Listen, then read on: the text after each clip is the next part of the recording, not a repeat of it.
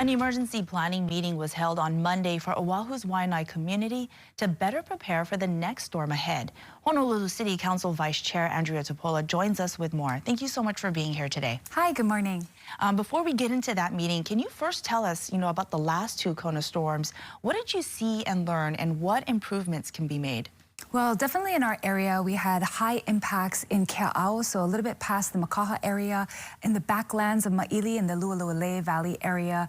And I think for a lot of the farmers in the rural areas, there was definitely a lot of flooding, a lot of pumping that we had to do because of lack of drainage. So we learned a lot about what we need to do to prepare for this upcoming one, and that's what we discussed yesterday. And tell me more about that meeting. Who was involved and how many folks showed up? Well, we had a staff member from the governor's office. We had Partners in Care, Humane Society, HFD, HPD, DFM, 3 state house representatives. So we wanted to talk through a lot of what happened the last time, shelter closure, who decided it, what things we need there, so that we could be better prepared, because there were a lot of hiccups, things that we wanted to smooth over. So I'm glad that we were able to share a lot of information, contact information, discuss who's making what calls where. So it was very collaborative. What do you think folks took away from that meeting? Well, I think the main thing is to know what everyone else is doing. HPD said that they're doing door-to-door checks in some of the rural areas. Ili'ili, Pa'akea. HFD shared that they're partnering with the National Guard. That's actually how we helivac some people out that were trapped due to a landslide. We also had DFM share that they cleaned out all of our major riverways. Some people shared that we still have a few more that we have to do today. So it's good to share this information and as well ask for help. Some people are asking Humane Society proactively, can we have kennels, things for animals, because there are a lot of people that needed that kind of support. So it's a good way for us to be prepared by sharing information ahead of time, because during the evacuations or storms, that's kind of when we want to be able to have as much information at our fingertips as possible. Yeah, absolutely. This is definitely a time to rely on your neighbors. Aside from the storm, there was also another major event. There was that large water main break over the weekend where Kolokolo Pass had to be open. Can you tell us more about that and how that was helpful? Yeah, so on Sunday, there was a 24-inch water main break right as you exit the Nanakuli area. Board of Water Supply kind of announced it to the community around 2 o'clock.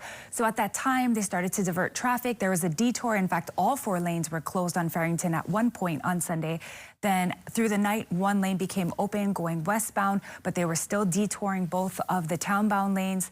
Then it was determined on Sunday night that in order to alleviate traffic, we would need to open up Kolekole. So DOT worked with our Navy and Army partners. It was open from 5 a.m. to 9 a.m. And then in the afternoon, they had already opened the 2 westbound lanes. And luckily, 2 a.m. this morning, all 4 lanes were open.